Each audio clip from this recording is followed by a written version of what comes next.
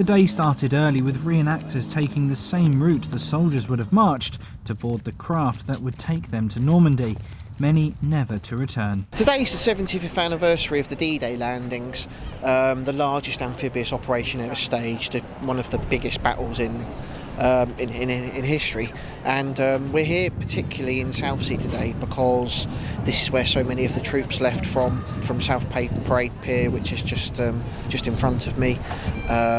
So many people from Portsmouth fought in the Battle of Normandy on D-Day, and that's why the D-Day stone is here. And we've been having these services in Portsmouth every year since a couple of years after the war, I think. So it's a long tradition in Portsmouth, this service. You know, if there is any place in the country that does and should understand what conflict means, that's Portsmouth.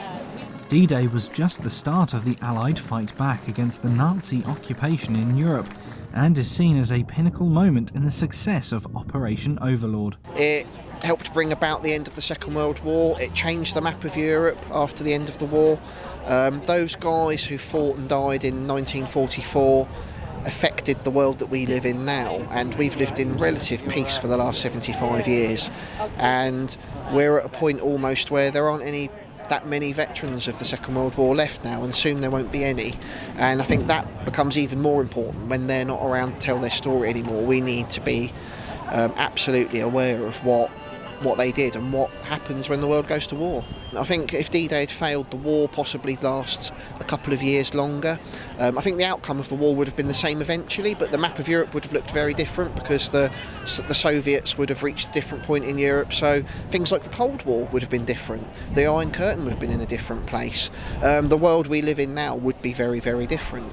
Many of those who live and work in the city have a personal connection to the Battle of Normandy and showed their support during a ceremony at the D-Day stone in Southsea. Well, it's personal for me to lay a wreath because my grandfather left Southsea on his 17th birthday, and so many people in Portsmouth did, so it's an absolute privilege to do that in honour of all those that died and served our nation for the peace and justice and fairness that we enjoy today. I was born here in Portsmouth.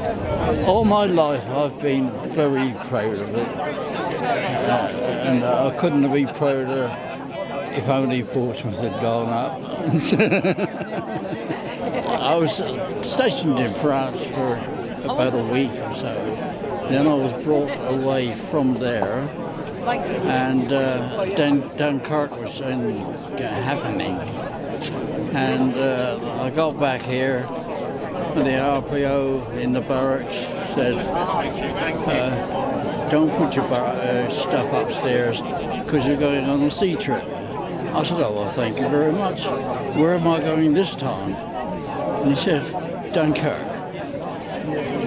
I'm afraid my heart went down, but... With each year that passes, fewer and fewer veterans remain, so it becomes ever more important to remember the enormous sacrifice made in the name of freedom and peace.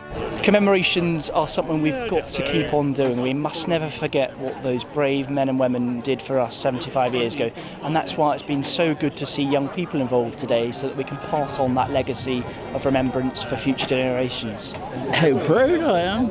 I'm here amongst everybody else, so why shouldn't I be proud of my country? You absolutely and I was should. proud to help. Richard Stringer, That's TV.